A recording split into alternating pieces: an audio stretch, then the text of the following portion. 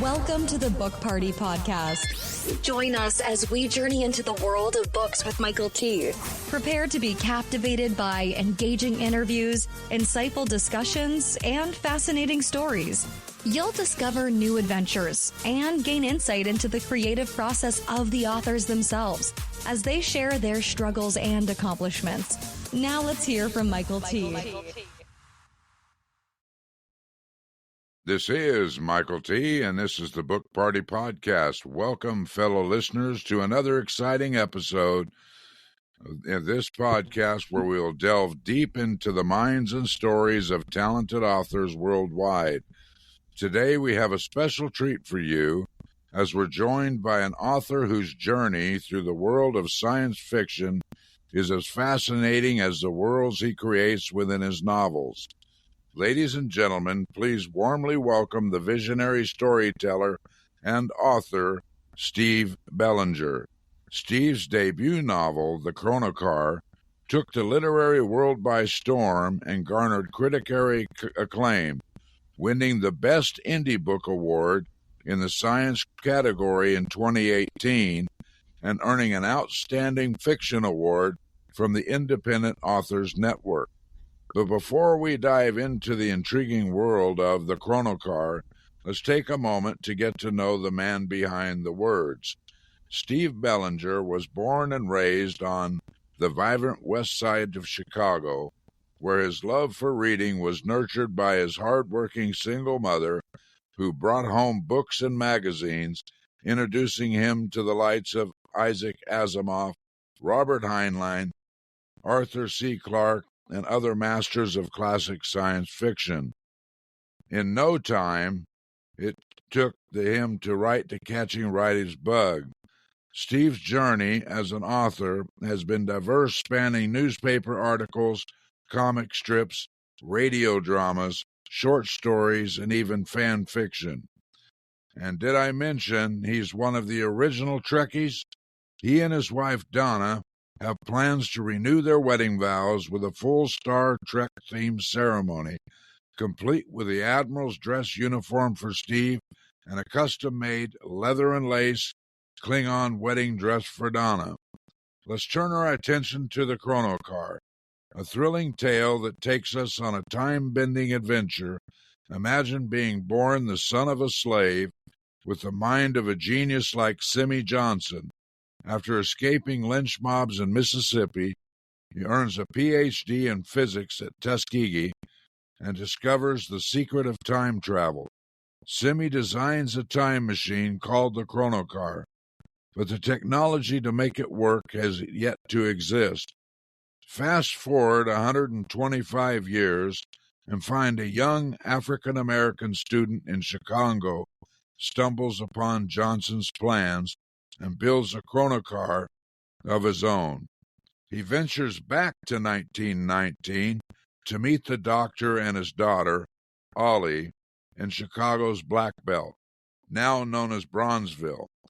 But he didn't expect to be thrust into the bloodiest race riot in Chicago's history. The Chronocar is a gripping blend of history, science fiction, and adventure that will keep you on the edge of your seat. No, this wonder novel has received accolades, including the 2018 Best Indie Book Literary Award in Science Fiction category and 2019 Reader's Favorite Gold Medal for Young Adult Science Fiction. So, dear listeners, prepare to embark on a journey through time and imagination as we explore the world of The Chronocar with the one and only Steve Bellinger. Stay tuned for a conversation that will captivate your mind and transport you to a world where the past and the future collide. Let's welcome Steve Bellinger to the Book Party Podcast with no further ado. Steve, thanks for joining us today. And why don't you take it from here, fill in some blanks a bit, and tell our listeners about yourself. Well, thanks, Michael. Thank you very much. I've always dreamt of being a writer. It was very interesting when I wrote this. Many people wondered why I didn't self-publish. It's actually published by an independent publisher. And that's because I'm pretty old-fashioned. The Chronocar was published in 2015 when I was 65 years old. So I'm old school. And I was able to find a publisher to put it together, did a beautiful job of a cover, some incredible editing. Um, After that company went out of business, another company picked it up, and now the book is available not only in paperback and ebook, but also in audiobook. Um, I've been writing all my life, everything from oh, good grief, fan fiction, newspaper articles, Sunday school lessons, all the way down to I even did radio back in the 1970s. I did radio drama back in the 1970s. You might be surprised to know that I did a modern version of the War of the Worlds that sort of took Chicago by storm back in 1978. So I've done quite a bit in my time, and I'm rather proud of it all. So let's see. I'm not a collaborator. I do all of the work on my own. My I'm thinking in terms of what it was like. When I wrote this, um, I sent it to a publisher, and she was saying how okay, it's not bad, but it needs work, and she recommended that I join a writers group, which is something I recommend for any writer. And in this group, a bunch of other people would read what I've written, and I would read what they've written, and they would give me comments and whatever. And this one gentleman read the Chronocar, chapter one, and immediately had a comment that one of my favorite lines in that book be moved to another part of that chapter. Well, I smiled and I thanked him and I walked out of there. And of course, on the way home, I'm calling the guy all kinds of idiots and he doesn't know what the hell he's talking about. Then I thought about it and I tried it. I moved the line, just like he said. And it is today my favorite part of the entire book. So I guess if there's any advice I would give any writers out there is to listen and pay attention to what other people have to say because, you never know where the answers might be. Yeah, exactly. A little bit about the Chronocar itself. You did an excellent summary. Um, in the book, Simi Johnson is the son of a slave, and he has the mind of a genius.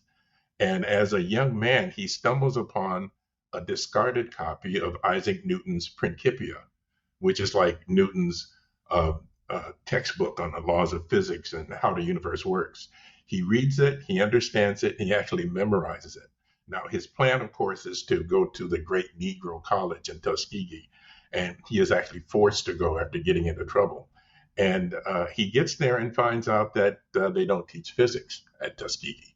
It was a school of applied sciences like agriculture. So you'll have to read the book to find out how he did manage to get a PhD in physics, but he does. And in that research, he figures out the secret of time travel, designs the Chronocar, publishes it in an obscure journal because, he couldn't get the thing to work, as you said.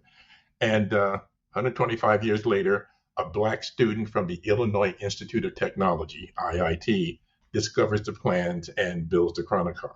And then he goes back in time and gets into a lot of trouble. Now, what's interesting there is that I am also an IIT student. Tony Carpenter, in many ways, is based on me.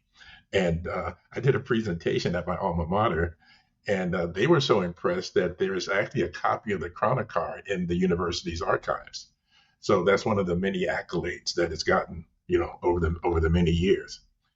I do want to mention because a lot of people get excited about the historical aspects, the fact that the main characters are diverse.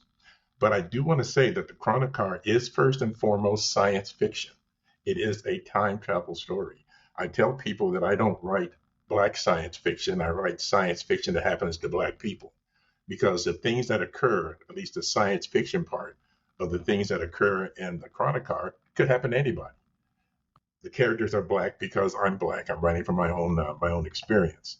Because you find out later in the story that not only does Tony get into trouble by changing history and having to go back and fix things after causing all sorts of catastrophes. But you also find out that it is a possibility that traveling through time is actually damaging time and space. Now, another little thing about the Chronocar, which is actually different, is that you can only travel to the past. You cannot travel to the future because it doesn't exist yet. I don't want to give away any more of that. A friend of mine, Sue Burke, who is another great science fiction writer, actually says that my novels, The Chronocar and then the sequel, Time Waits for No One, that they actually answer the time travel paradox, which to me is the ultimate compliment. I just thought that was amazing. Um, and I guess I would say, if you were to ask me, what was my greatest epiphany moment, um, I had written a book and I wrote it pretty much for myself. I wrote what I thought I would like to read. So I didn't really think anybody else would like it. And then one day my wife picked up the manuscript and she fell in love with it. In fact, she threatened to divorce me if I didn't finish that. This is the same woman who's going to be dressed as a Klingon in a Klingon wedding dress. And by the way, when we do this thing where I'm dressed as a Starfleet admiral and she'll be in a Klingon wedding dress, it will be the only time I will ever outrank her. So anyway, but what really excites me today is that I've written 3 other novels and I'm working on novel number 5. I'm very excited about it. What's interesting, my other novels, one is a paranormal science fiction love story. Another is sort of a techno thriller. And then there is sort of a follow-up to the Chronocar. They're all very different stories, but they do have the one thing in common. There is a Chronocar somewhere in each one. I've also written a screenplay for the Chronocar that I've entered in some contests, and it's actually earned a position of finalist in one competition. So, crossing our fingers, who knows? I'm very, very proud of it, and it's been compared to the writings of the old masters of science fiction. You know, I tell people this is not like what you expect. You know, there are no space aliens, no monsters, no intergalactic battles. These are all things happening to ordinary people thrust into extraordinary circumstances. That's the kind of science fiction that I like. And that's the kind of science fiction that I like to write. Well, you jumped ahead of me a little bit on some of this stuff. Yeah, I know. I get excited. Yeah, you just jumped ahead of me a little bit on this stuff. What I was going to ask you, well, we talked about the publishing a little bit. You said that you went through a traditional publisher? Yes, I was prepared to self-publish, but again, I'm old-fashioned, and in my mind, the publisher is the person who does the editing and all of that stuff, and you just collect a royalty. And I was able to find, actually, it was a nonprofit publisher who took it on and did a heck of a job with the editing, got an award-winning artist to do the cover, and put it out there for me. And at one point, they actually had to go out of business, and I found yet another independent publisher who created yet another great cover and also produced an audiobook. And people don't quite get that because a lot of my friends are self-publishers, and they're always trying to find out, what did I pay? What did it cost me? And the reality is that it didn't cost me anything. The only money I've ever put out. I know they're like a nonprofit, but are they more like a hybrid publisher? No, I mean, it didn't cost me anything. They worked just like a regular publisher. They took on the expense of the editing and the layout and everything else. The book was available in bookstores and libraries and things like that. And the only money I ever put out was buying copies for myself to sell at book fairs and things like that. And in my mind, that's the way I like to go, because I want to focus on my writing and not on all of the other stuff. Now, I'm working on a novel now that I'm going to take a stab at self-publishing. So we'll see how that works.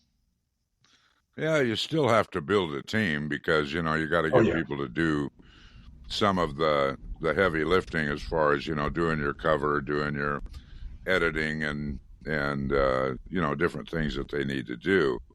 Hmm. You still got to do that. So your formatting and stuff, because you got to have somebody else take a look at it. Your editing has to be done. You can't just be the only Absolutely. one that looks at it. And there's places you Absolutely. can get that. My books that I've done, my entire team is built out of Fiverr. There's also Upwork. Ah.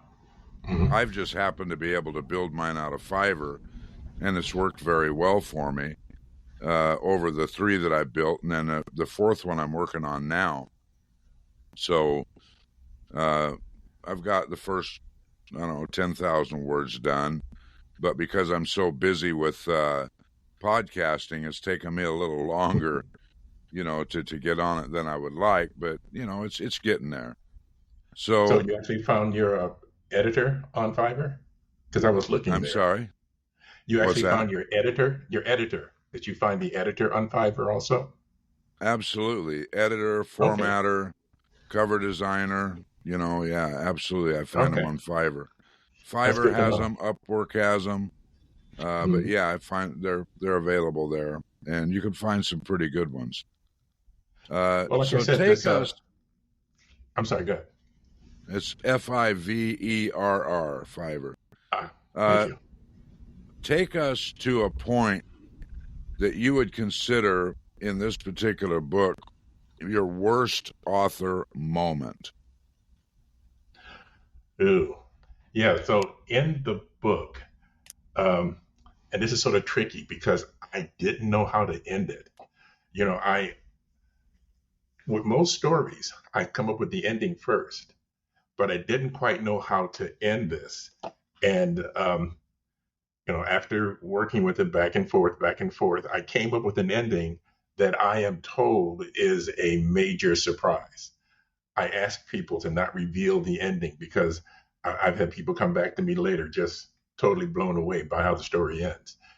And which is interesting because it's a very logical ending, but a very surprising one. Uh, that was probably the toughest part of writing it. I mean, writing it and all together was a lot of work. It took me like 2, 3 years to do the research because I wanted the history to be as accurate as possible, and I also use a trick that I learned from Isaac Asimov, pardon me, and that is to try to start off with real science. I mean, the book starts off with Isaac Newton's Principia. We talk about the third law of thermodynamics and things of that nature. And then we morph into the fictional science of time travel. And that's worked so well that I've had people come up to me and ask me if a chronocar was real, if time travel this way is real. Of course, it isn't. I just made it all up. But it's using the techniques that I learned from the old masters. And it really worked. Yeah. Well, it has to have an ending because one of the worst things that I hate, Mhm. especially if you watch a movie and the movie's over and you're like, where's the ending? Exactly. You get Exactly. so frustrated, there's no ending to it. There's got to be an ending. And you imagine reading a book and you're done and there's no ending to it. And it's like, what in the world did I just read? There has to be an ending. That's very So true. And I knew that and I struggled and I think I found the right one. good, good.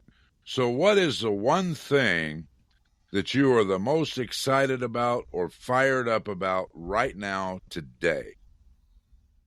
Well, right now I'm very fired up about the fact that I have a screenplay that's out there and people have read it. It's been in competitions and came in as a finalist, which blew my mind because this whole thing is different for me. The whole screenplay and Hollywood and everything. And I'm not expecting a whole lot, but I've got my fingers crossed.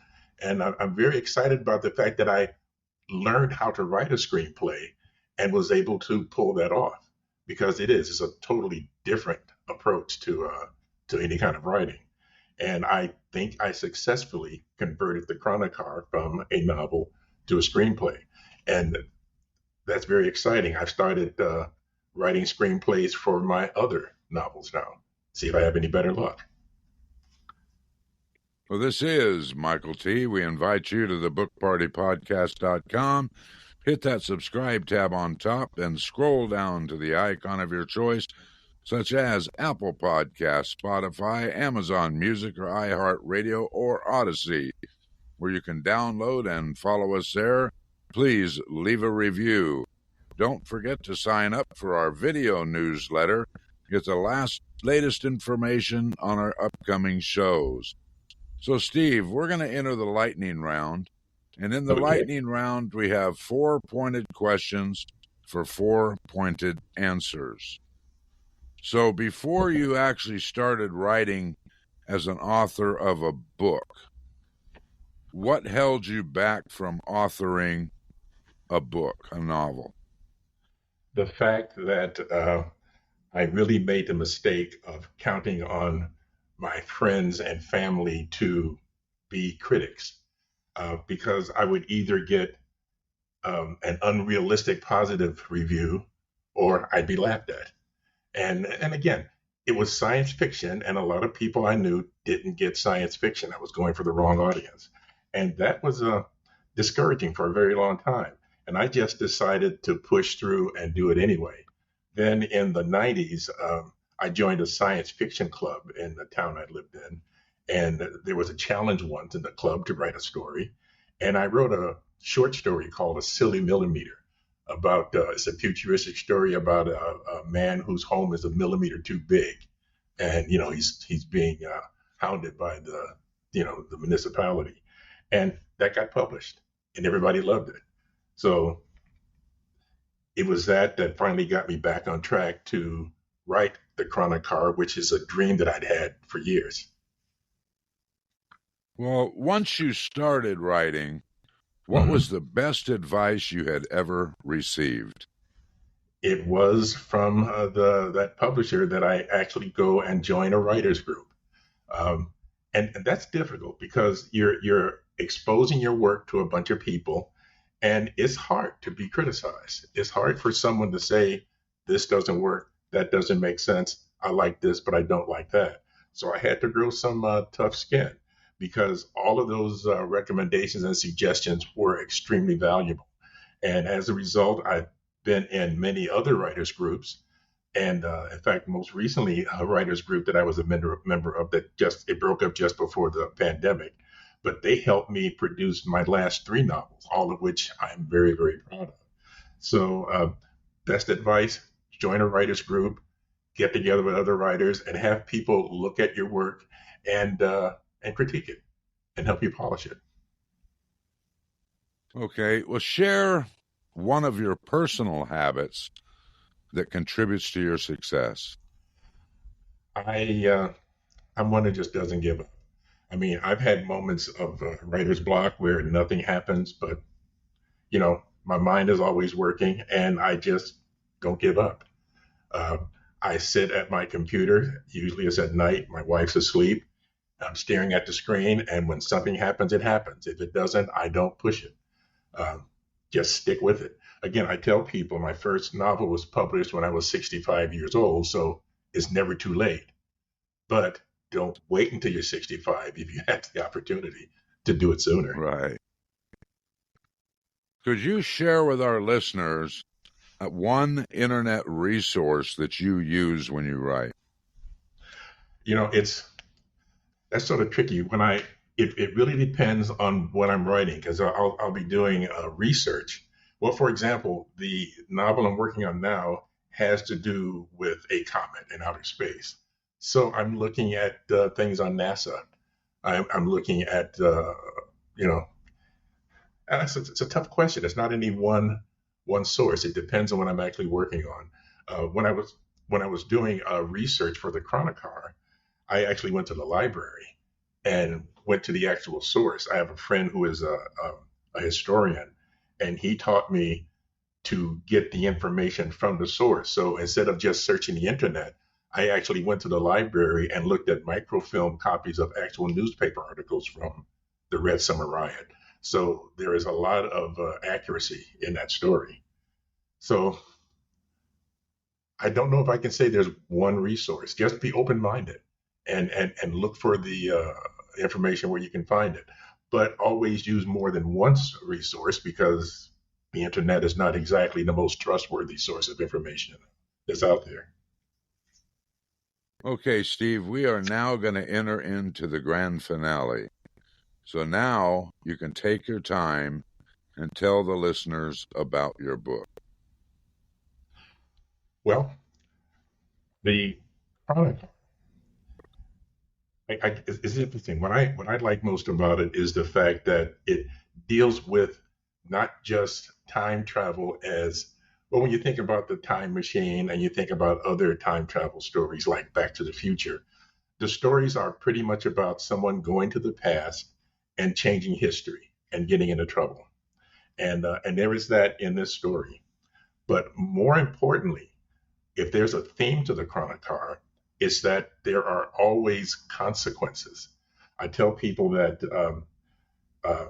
whatever you do, this recording, we're using electricity, and there is an ecological consequence of that. Whatever you do, there are consequences. So if you're traveling through time, there must be some consequence. You can't just travel back and forth in time like you're driving around in a Buick and not expected to do something. So part of the point of the story, and an even bigger part of the sequel, Time Waits for No One, is that traveling through time, using a time machine and going back and forth in time actually has an effect on time and space, and actually can damage time and space. Part of the point of the sequel is that you find out that building a time machine is not that difficult. And it turns out that a lot of people are building time machines and they're going back and forth, and bad things are happening as a result. And I guess that's pretty much it. So we pretty much covered what the story is all about and how it works. I just like to encourage people to check it out. And if you do read it, please leave a review. I'm sure, Michael, you'll agree that we live and die by getting reviews from people and knowing what people think of our work is also one of the best ways of promoting your work. I've got some reviews out there that are just absolutely mind-blowing, and reviews that have themselves sold copies of the book. We need reviews, and I need the reviews to know what to do to get better and improve. And that's why we like the reviews. So, Steve, we thank you so much for being here with us today and opening up to us, and I'm sure our listeners appreciate this too. Again, this is Michael T. To all our listeners, I would invite you to go to bookpartypodcast.com, hit that subscribe tab on top, then scroll down to the icon of your choice where you can find us on your favorite platform, such as Apple Podcasts, Spotify, Amazon Music, iHeartRadio, or Odyssey, where you can download and follow us there, and please leave a review. And don't forget to sign up for our video newsletter and get the latest information on our upcoming shows. Book Party Podcast is owned and powered by MTM Legacy Publishing, LLC. This is Michael T. signing off.